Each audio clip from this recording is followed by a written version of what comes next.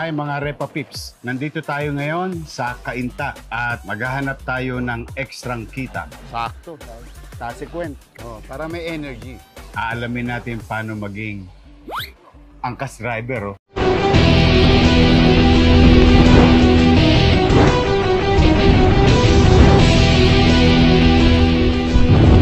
Ayan yung mga angkas pogi. So, dito tayo sa training facility nila. So, pagpunta nyo rito, ito yung unang portion. Pag pumasa, may extra ng kita. Iyan, no? So, ito yung magiging passport mo ngayong araw para maging isang angkas biker. Kalahin mo, punta ka lang kayo, may passport ka pa. Yes. Work experience. House bike.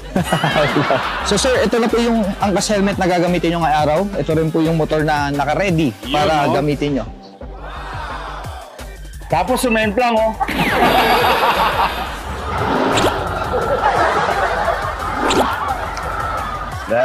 Bawal walang helmet. Susunod tayo sa alituntunin ng batas.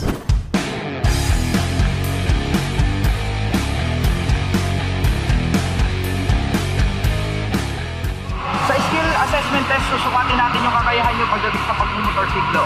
Sa course natin, merong mga obstacle na dadaanan, din namin sinusukat yung kakayahan. Kaya po ba? Kakayanin, kailangan mabuhay. Diba?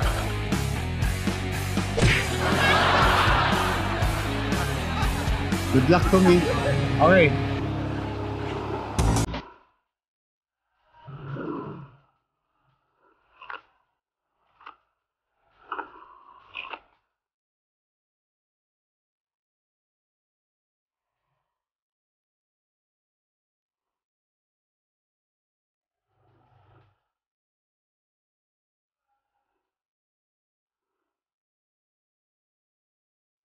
Mahirap Hindi siya joke Grabe.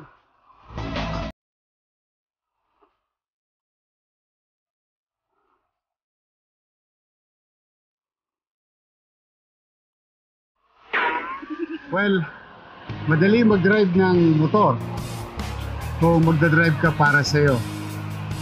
But if you pass through training, that is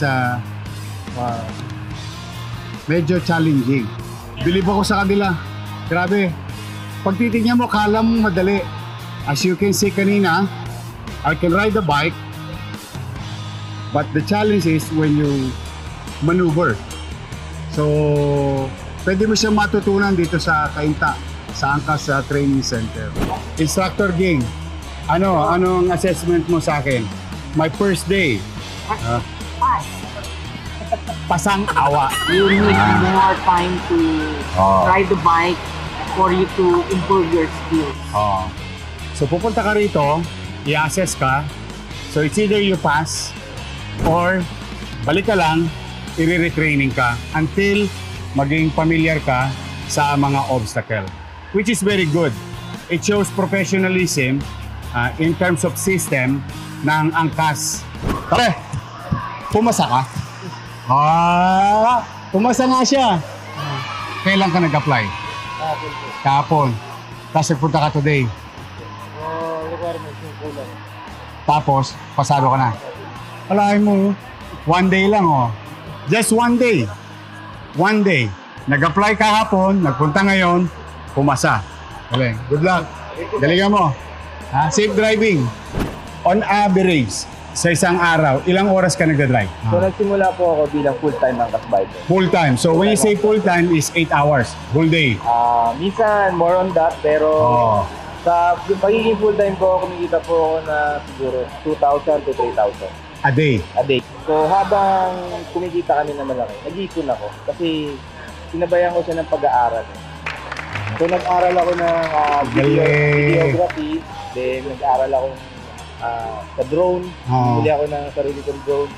Ngayon, lahat ng mga gamit, bayad sa aral, equipment na binili mo, galing sa kinita mo sa angkas. Yes po, galing po. So, madalit salita, nag-reinvest ka sa sarili mo. Yes po. Ang tawag yan, Jeff, alam mo ano? Ano po? Abilidad sa buhay.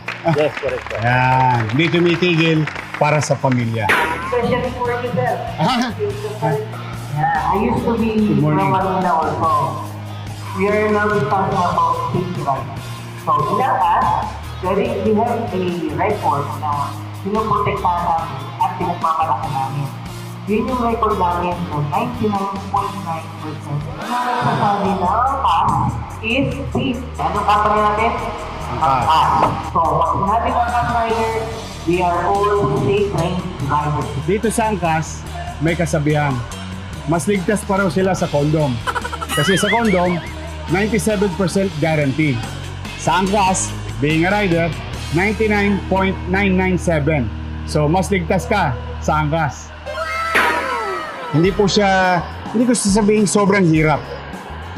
But there is challenge. Yes. Which, mahuhon mo yung, mapipino mo yung skills mo. So, that's what I felt a while ago. Thank you po. Actually, mas magaling po kayo sa akin. Ako po, mas sinubukan ko rin yan pag sarado ilaw at walang tao. At mas magaling po yung naging performance nyo sa akin, sa totoo lang. But hindi po biro talaga sa amin yung pagsasakay ng tao.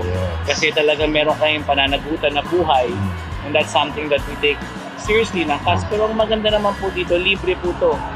So anytime, pwede po kayo bumalik. I'm happy and proud that a Filipino company doing this, involving yourself in this industry, na ginagawa niyo siyang world standard. Which is, I'm proud to be Filipino. Maraming salamat. Babalik po ba kayo, Yorme? Ditira pa ako dito naman. Susubukan ko rito. Ano po yan, Yorme? In 3 years or 6 years? Hindi pa ako babalik! Thank you. Thank you. Yan ang ginamit si Yorme. Nakalagay natin yun.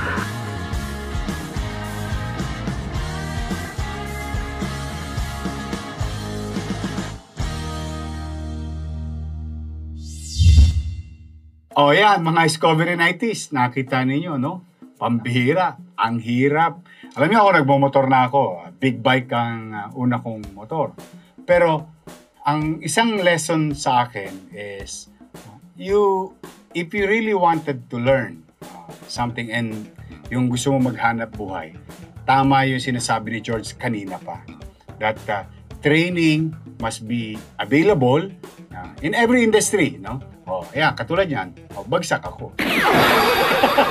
Natutuwa ako, and I'm proud being a Filipino, that there is a Philippine company owned by Filipino na pinoprofessionalize yung isang industriya na nag-i-exist naman. Hindi pa tayo pinapanganak, may habal-habal na sa probinsya. But now at least, there is an opportunity for every Filipino. So, we've shown you how to do it and how ang CAS professionalize it. Palakpakan natin si George. Palakpakan natin. And to the Angkas team, no? Congratulations sa inyo. We're proud of you. May bayad ba subscription? Wala, di ba? Click the button, subscribe, then click all.